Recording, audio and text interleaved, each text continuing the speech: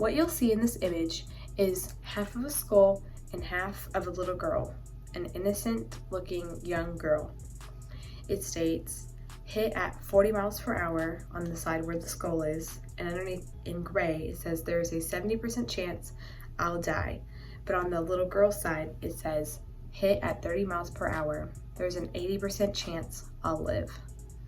The purpose is to persuade drivers to drive the speed limit to avoid death and children dying. And also to lower the chances of death. It's mostly intended at drivers. It's intended to parents since it's a child.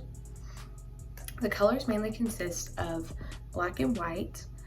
The child is in black and white, the skull is in black and white. The only thing that's not black and white is the text on the bottom that says that's why it's the speed limit sign 30 miles per hour. The big texts are the 40 miles per hour and the 30 miles per hour because they want they want the emphasis on that to make you really get it in your mind that these speed limits matter and they're important, and they made it extra bold. That's why it's 30 miles per hour is in yellow, because it draws your eye to it and it wants you to realize that they make these laws for a reason, and you should follow them because of this. The text is mostly white. It's on either side, both in the middle, saying that the hit at 40 miles per hour and the hit at 30 miles per hour. Down below on the right corner in white, there is a New York City dot, which means Department of Transportation. So this ad is sponsored by Department of Transportation of New York City, and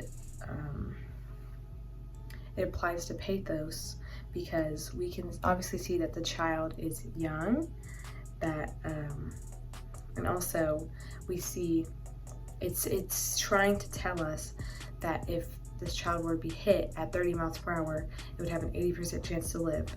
But it's showing death, that if at 40 miles per hour, there's a 70% chance that the child will die. So it is appealing to pathos, seeing that it is a child and that it is death.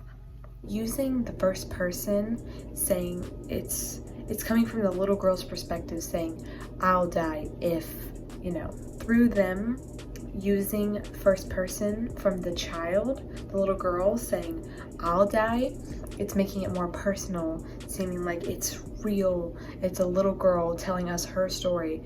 I will die. It's pulling on our heartstrings to make us believe that this is a real situation and that this can really happen, because this is showing a real little girl saying I.